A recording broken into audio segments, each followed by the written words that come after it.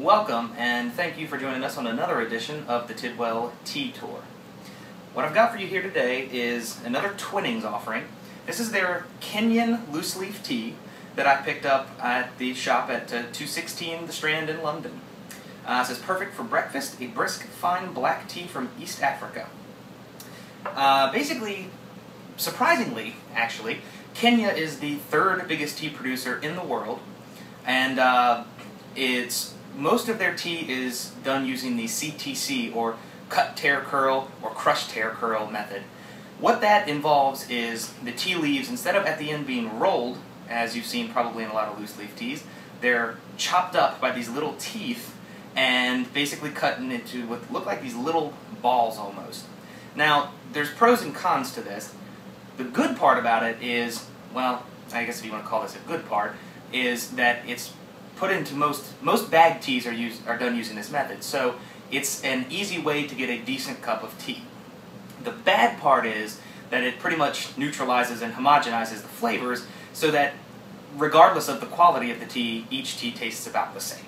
It's kind of unfortunate.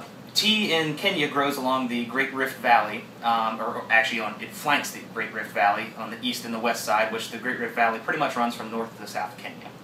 This tea here, like I said, is from Twinings, and since the first successful tea gardens were established in only 1913 in the ideal conditions of its upland rift area, Kenya has produced vast all-year-round harvests, becoming the world's third largest producer.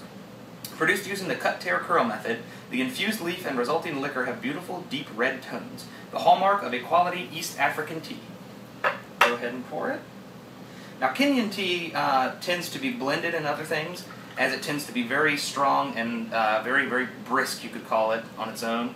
It's good for breakfast tea, but it can be a little bit much, so let's see.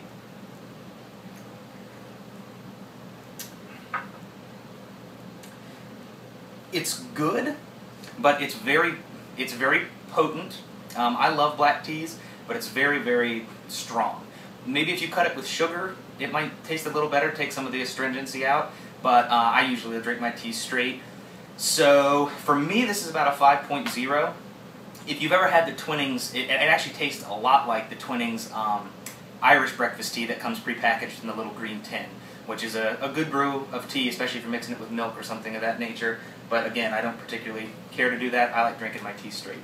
So as it is on the standalone, this Kenyan tea from Twinings is a 5.0 for me. I hope this video has been informative to you. I hope the information is helpful, and I hope you enjoy it. And I'll be back with more Tidwell Tea Tour, so keep watching.